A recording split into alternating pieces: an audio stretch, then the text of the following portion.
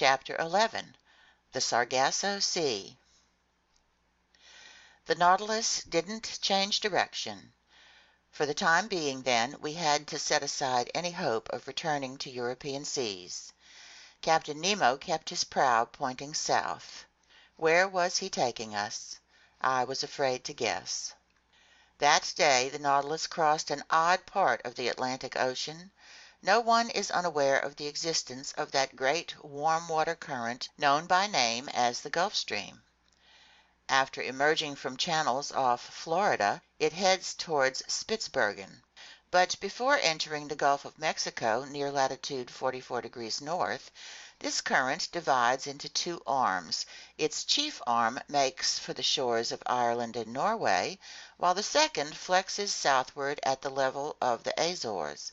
Then it hits the coast of Africa, sweeps in a long oval, and returns to the Caribbean Sea. Now then, this second arm, more accurately a collar, forms a ring of warm water around a section of cool, tranquil, motionless ocean called the Sargasso Sea. This is an actual lake in the open Atlantic, and the great current's waters take at least 3 years to circle it. Properly speaking, the Sargasso Sea covers every submerged part of Atlantis. Certain authors have even held that the many weeds strewn over this sea were torn loose from the prairies of that ancient continent.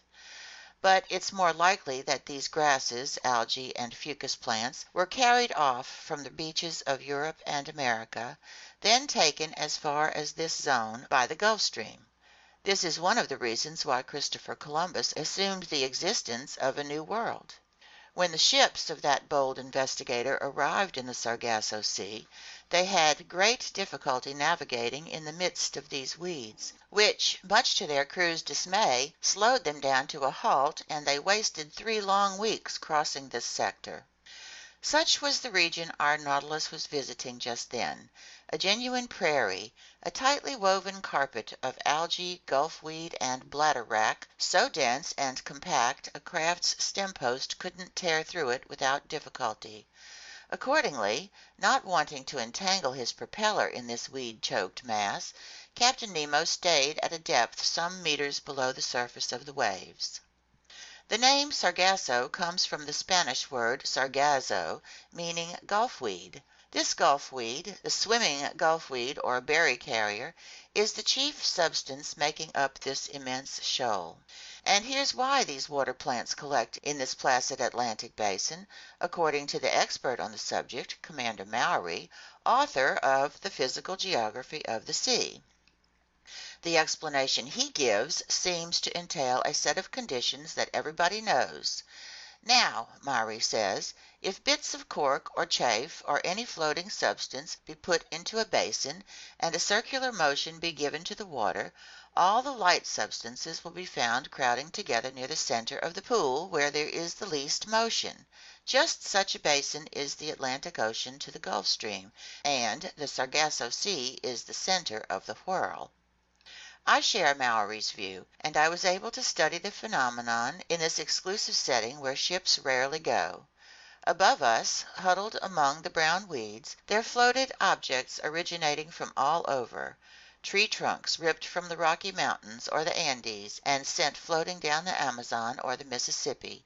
Numerous pieces of wreckage, remnants of keels or undersides, bulwarks staved in and so weighed down with seashells and barnacles they couldn't rise to the surface of the ocean.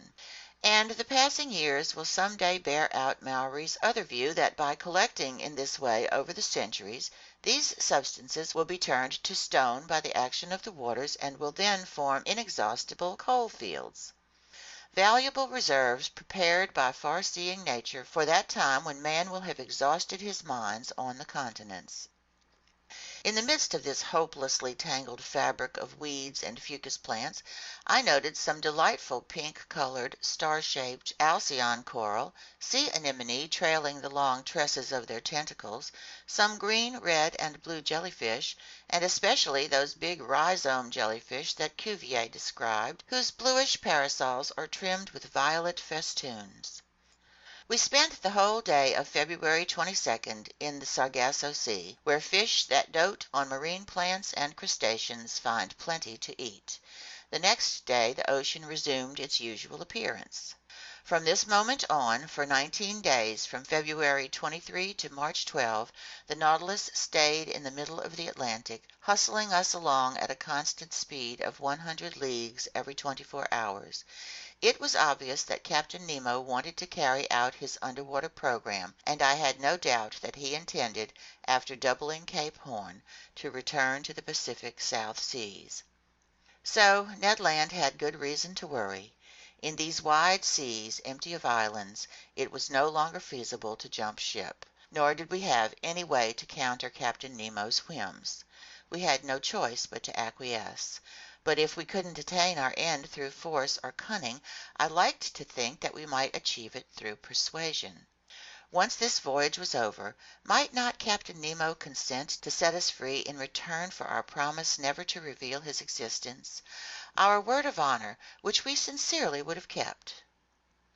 However, this delicate question would have to be negotiated with the captain. But how would he receive our demands for freedom? At the very outset, and in no uncertain terms, hadn't he declared that the secret of his life required that we be permanently imprisoned on board the Nautilus? Wouldn't he see my 4-month silence as a tacit acceptance of this situation? Would my returning to this subject arouse suspicions that could jeopardize our escape plans if we had promising circumstances for trying again later on? I weighed all these considerations, turned them over in my mind, submitted them to Conseil, but he was as baffled as I was. In short, although I'm not easily discouraged, I realized that my chances of ever seeing my fellow men again were shrinking by the day, especially at a time when Captain Nemo was recklessly racing toward the South Atlantic. During those 19 days just mentioned, no unique incidents distinguished our voyage. I saw little of the captain. He was at work. In the library I often found books he had left open, especially books on natural history. He had thumbed through my work on the great ocean depths, and the margins were covered with his notes, which sometimes contradicted my theories and formulations.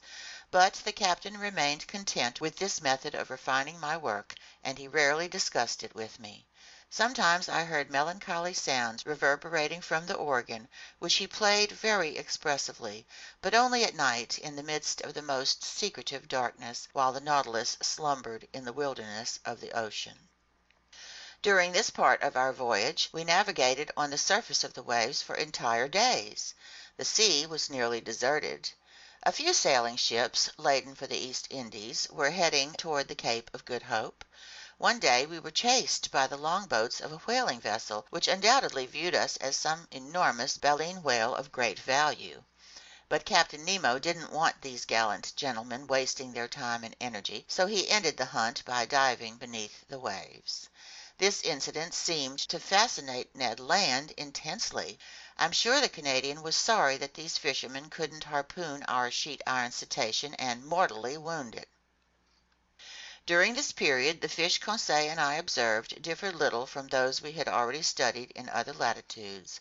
Chief among them were specimens of that dreadful cartilaginous genus that's divided into 3 subgenera numbering at least 32 species: striped sharks 5 meters long, the head squat and wider than the body, the caudal fin curved, the back with 7 big black parallel lines running lengthwise, then purlawn sharks, ash gray, pierced with 7 gill openings, furnished with a single dorsal fin placed almost exactly in the middle of the body. Some big dogfish also passed by, a voracious species of shark if there ever was one. With some justice, fishermen's yarns aren't to be trusted, but here's what a few of them relate. Inside the corpse of one of these animals there were found a buffalo head and a whole calf. In another, 2 tuna and a sailor in uniform. In yet another, a soldier with his saber. In another, finally, a horse with its rider. In candor, none of these sounds like divinely inspired truth, but the fact remains that not a single dogfish let itself get caught in the Nautilus's nets, so I can't vouch for their veracity. Schools of elegant, playful dolphins swam along for entire days. They went in groups of 5 or 6, hunting in packs like wolves over the countryside. Moreover, they are just as voracious as dogfish, if I can believe a certain Copenhagen professor, who says that from one dolphin's stomach he removed 13 porpoises and 15 seals. True, it was a killer whale, belonging to the biggest known species, whose length sometimes exceeds 24 feet. The family Delphinia numbers 10 genera, and the dolphins I saw were akin to the genus Delphinarentius, remarkable for an extremely narrow muzzle 4 times as long as the cranium. Measuring 3 meters, their bodies were black on top, underneath a pinkish white strewn with small, very scattered spots. From these seas I'll also mention some unusual specimens of croakers, fish from the order Acanthopterygea, family Cyanidea. Some authors, more artistic than scientific, claim that these fish are melodious singers, that their voices in unison put on concerts unmatched by human choristers. I don't say nay, but to my regret these croakers didn't serenade us as we passed. Finally, to conclude, Conseil classified a large number of flying fish. Nothing could have made a more unusual sight than the marvelous timing with which dolphins hunt these fish. Whatever the range of its flight, however evasive its trajectory, even up and over the Nautilus, the hapless flying fish always found a dolphin to welcome it with open mouth. These were either flying gurnards or kite-like sea robins, whose lips glowed in the dark, at night scrawling fiery streaks in the air before plunging into the murky waters like so many shooting stars. Our navigating continued under these conditions until March 13. That day the Nautilus was put to work in some depth-sounding experiments that fascinated me deeply. By then we had fared nearly 13,000 leagues from our starting point in the Pacific high seas. Our position fix placed us in latitude 45 degrees 37 minutes south and longitude 37 degrees 53 minutes west. These were the same waterways where Captain Denham, aboard the Herald, paid out 14,000 meters of sounding line without finding bottom. It was here, too, that Lieutenant Parker, aboard the American frigate Congress, was unable to reach the underwater soil at 15,149 meters. Captain Nemo decided to take his Nautilus down to the lowest depths in order to double-check these different soundings. I got ready to record the results of this experiment. The panels in the lounge opened, and maneuvers began for reaching those strata so prodigiously far removed. It was apparently considered out of the question to dive by filling the ballast tanks. Perhaps they wouldn't sufficiently increase the Nautilus's specific gravity. Moreover, in order to come back up, it would be necessary to expel the excess water, and our pumps might not have been strong enough to overcome the outside pressure. Captain Nemo decided to make for the ocean floor by submerging on an appropriately gradual diagonal with the help of his side fins, which were set at a 45-degree angle to the Nautilus's waterline. Then the propeller was brought to its maximum speed, and its 4 blades churned the waves with indescribable violence. Under this powerful thrust, the Nautilus's hull quivered like a resonating cord, and the ship sank steadily under the waters. Stationed in the lounge, the captain and I watched the needle swerving swiftly over the pressure gauge. Soon we had gone below the livable zone where most fish reside. Some of these animals can thrive only at the surface of seas or rivers, but a minority can dwell at fairly great depths. Among the latter, I observed a species of dogfish called the cow shark that's equipped with 6 respiratory slits, a telescope fish with its enormous eyes, the armored gurnard with gray thoracic fins plus black pectoral fins, and a breastplate protected by pale red slabs of bone. Then finally the grenadier, living at a depth of 1,200 meters, by that point tolerating a pressure of 120 atmospheres. I asked Captain Nemo if he had observed any fish at more considerable depths. Fish? Rarely, he answered me. But given the current state of marine science, who are we to presume? What do we really know of these depths? Just this, Captain. In going toward the ocean's lower strata, we know that vegetable life disappears more quickly than animal life. We know that moving creatures can still be encountered where water plants no longer grow. We know that oysters and pilgrim scallops live in 2,000 meters of water, and that Admiral McClintock, England's hero of the polar seas, pulled in a live sea star from a depth of 2,500 meters. We know that the crew of the Royal Navy's Bulldog fished up a starfish from 2,620 fathoms, hence from a depth of more than 1 vertical league. Would you still say, Captain Nemo, that we really know nothing? No, Professor, the captain replied. I wouldn't be so discourteous. Yet I will ask you to explain how these creatures can live at such depths. I explain it on 2 grounds, I replied. In the first place, because vertical currents, which are caused by differences in the water's salinity and density, can produce enough motion to sustain the rudimentary lifestyles of sea lilies and starfish. True, the captain put in. In the second place, because oxygen is the basis of life, and we know that the amount of oxygen dissolved in salt water increases rather than decreases with depth, that the pressure in these lower strata helps to concentrate their oxygen content. Oh, we know that, do we? Captain Nemo replied in a tone of mild surprise. Well, Professor, we have good reason to know it, because it's the truth. I might add, in fact, that the air bladders of fish contain more nitrogen than oxygen when these animals are caught at the surface of the water, and conversely, more oxygen than nitrogen when they're pulled up from the lower depths, which bears out your formulation. But let's continue our observations. My eyes flew back to the pressure gauge. The instrument indicated a depth of 6,000 meters. Our submergence had been going on for an hour. The Nautilus slid downward on its slanting fins, still sinking. These deserted waters were wonderfully clear, with a transparency impossible to convey. An hour later we were at 13,000 meters, about 3¼ vertical leagues, and the ocean floor was nowhere in sight. However, at 14,000 meters I saw blackish peaks rising in the midst of the waters, but these summits could have belonged to mountains as high or even higher than the Himalayas or Mont Blanc, and the extent of these depths remained incalculable. Despite the powerful pressures it was undergoing, the Nautilus sank still deeper. I could feel its sheet iron plates trembling down to their riveted joins. Metal bars arched. Bulkheads groaned. The lounge windows seemed to be warping inward under the water's pressure, and this whole sturdy mechanism would surely have given way if, as its captain had said, it weren't capable of resisting like a solid block.